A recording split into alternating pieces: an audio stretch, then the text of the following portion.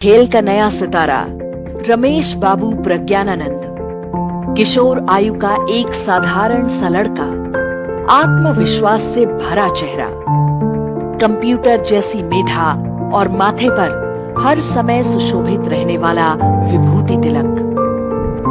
हम हिंदुओं की नई पीढ़ी के कितने बच्चे होंगे जो इस प्रकार से अपनी धार्मिक पहचान को सदैव माथे पर धारण करते हैं और उसके साथ सहज रहते हैं, देश ही नहीं विदेश में भी।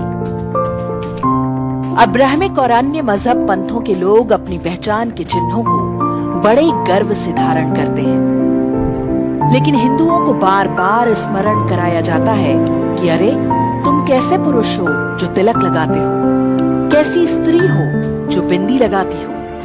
ये सब तो पिछड़ेपन और अंधविश्वास की निशानी है। प्रज्ञानानंद से कुछ ऐसा ही प्रश्न एक विदेशी पत्रकार द्वारा पूछा गया। उसने जो उत्तर दिया उससे पता चलता है कि तीक्ष्ण बुद्धि और भारतीयता के संस्कार कहां से और कैसे मिले हैं। Question. There's some of our viewers who's very curious about your mark in your forehead, the white mark. Can you tell me what that means for you? Like I do it because my mother said it very early on, so it's just my practice. I do it every time, every day. And does it bring luck? I'm not sure. Yeah, I'm just not sure. Sometimes not. Praggnanandhaa की सफलता और उसकी हिंदू पहचान से विदेशी ही नहीं, भारतीय secular गिरोह भी असहज रहता है। कई अखबारों और वेबसाइटों पर प्रज्ञानानंद की बिना तिलक वाली फोटो छापी गई। आरोप लगा कि ये मीडिया संस्थान फोटोशॉप करके माथे का टीका हटा रहे हैं। इंडियन एक्सप्रेस नाम के हिंदू फोबिक अखबार ने तो ढूंढकर ऐसी विचित्र फोटो छापी ताकि माथा दिखाई ही ना दे।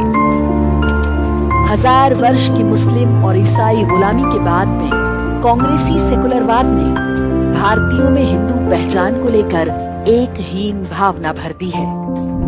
दक्षिणी भारत में ये जीवन शैली बहुत हद तक बच गई, लेकिन उत्तरी भारत में बीते 100 वर्ष में इसे बहुत ही व्यवस्थित ढंग से नष्ट कर दिया गया।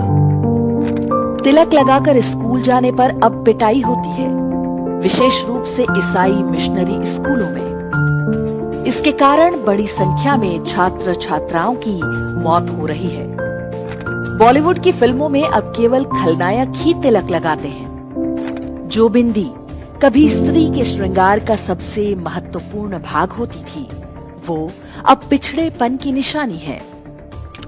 कंपनियों के विज्ञापनों में अब दुल्हन भी माथे पर बिंदी नहीं लगाती। पूरे विश्व में ऐसा उदाहरण नहीं मिलेगा कि किसी का उपहास, उत्पीड़न या हत्या उसके धार्मिक चिन्ह अर्थात तिलक या बिंदी लगाने पर, शिखा या चोटी रखने पर या जनेऊ अथवा भगवा वस्त्र पहनने पर की जा सकती है। हमारे पूर्वजों ने ये भोगा है और स्वतंत्रता के बाद भी हम इसे अलग रूप में भोगने को अभिशप्त हैं।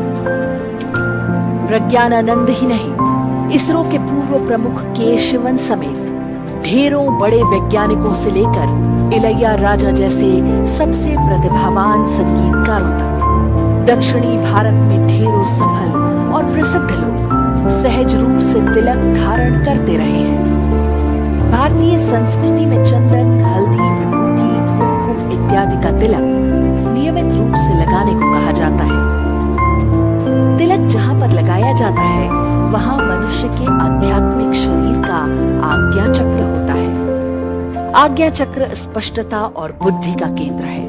तिलक इसे शीतलता प्रदान करके ध्यान में सहायता करता है। समय आ चुका है कि हम तिलक, बिंदी जैसे धार्मिक प्रतीकों को अपने जीवन में वापस लाएं। इन्हें गर्व के साथ लगाएं और दूसरों को भी प्रेरित करें। जब हम हिंदू बनेंगे, भारत तभी हिंदू राष्ट्र बनेगा।